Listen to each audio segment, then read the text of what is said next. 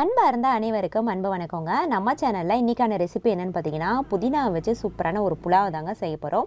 சாதாரணமாக செய்யக்கூடிய புதினா புலாவ் கிடையாதுங்க. உண்மையிலே டேஸ்ட் வந்து ரொம்பவே நல்லா இருக்கும். இது மாதிரி நீங்கள் ஒரு தடவை ட்ரை பண்ணி பாருங்கள், ரொம்பவே ருசியாக இருக்கும்.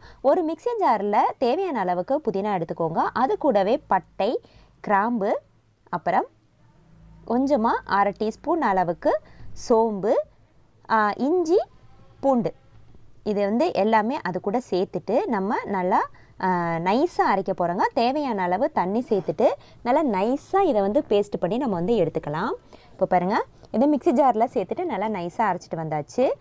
அடுத்து ஒரு இடிக்கல் எடுத்துக்கோங்க, அப்படி இல்லைன்னா அம்மிக்கல்.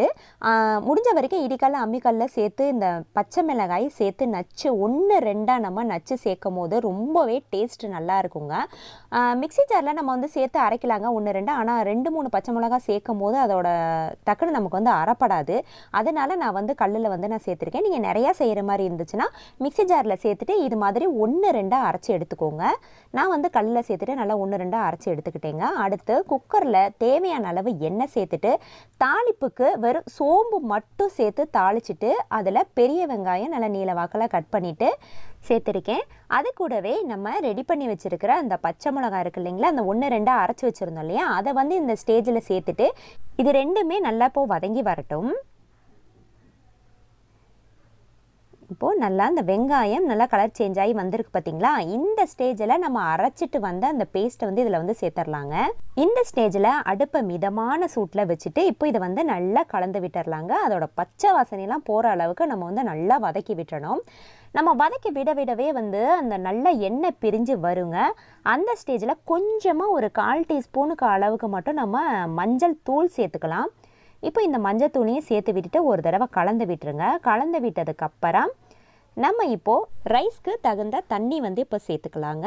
நான் வந்து பிரியாணி அரிசி தாங்க சேர்க்க போகிறேன். நம்ம வீட்டு அரிசியிலையும் கூட நம்ம அதை வந்து செய்யலாம். எந்த அரிசியில் வேணாலும் செய்யலாங்க.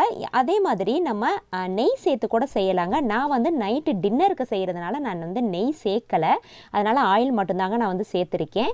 அடுத்து இதுக்கு தேவையான அளவு உப்பையும் சேர்த்துடலாங்க. தண்ணி நல்லா கொதித்து வந்ததுக்கப்புறம் 1/2 மணி நேரம் ஊற வச்சுருந்தேங்க பிரியாணி அரிசி. அதை வந்து நான் தண்ணீர் வடிச்சிட்டு இது கூட வந்து நான் சேர்த்துக்கிறேன். அதே மாதிரி உப்பு சேர்க்கும் போது ஒரு கல் கூட இருக்கிற மாதிரி சேர்த்துக்கோங்க. கொஞ்சம் கச்சத மாதிரி இருந்தால் தான் புலாவுக்கு வந்து டேஸ்ட் வந்து ரொம்பவே நல்லாயிருக்கும். லாஸ்ட்டாக குக்கரை மூடுறதுக்கு முன்னாடி 1/2 எலுமிச்சம்பழம் பிழிஞ்சிட்டு அதோட ஜூஸ் வந்து நான் சேர்த்துருக்கேங்க. சேர்த்துட்டு கலந்து கொடுத்துருக்கேன். இந்த லெமன் ஜூஸ் வந்து ஸ்கிப் பண்ணாமல் சேர்த்துக்கோங்க. இது தாங்க இந்த மின்ட் புலாவுக்கு சூப்பரான ஒரு ஹைலைட்டான ஒரு சுவை கொடுக்கும். இப்போ குக்கரை லாக் பண்ணிவிட்டு நான் வந்து ஒரு ஏர் வந்ததுக்கப்புறம் விசில் சேர்த்துட்டு 2 விசில்ஸ் வச்சு எடுத்துக்க போகிறேங்க. இப்போது சரியாக 2 விசில் வந்துருச்சுங்க. நான் ஓப்பன் பண்ணி பார்க்குறேன். நல்லாவே வெந்து வந்துருச்சுங்க. நமக்கு கீழே அடிப்பிடிக்காமல் ரொம்ப அழகாகவே வெந்து வந்துருச்சு. இதை ஒரு தடவை நல்லா கலந்து விட்டுடலாம்.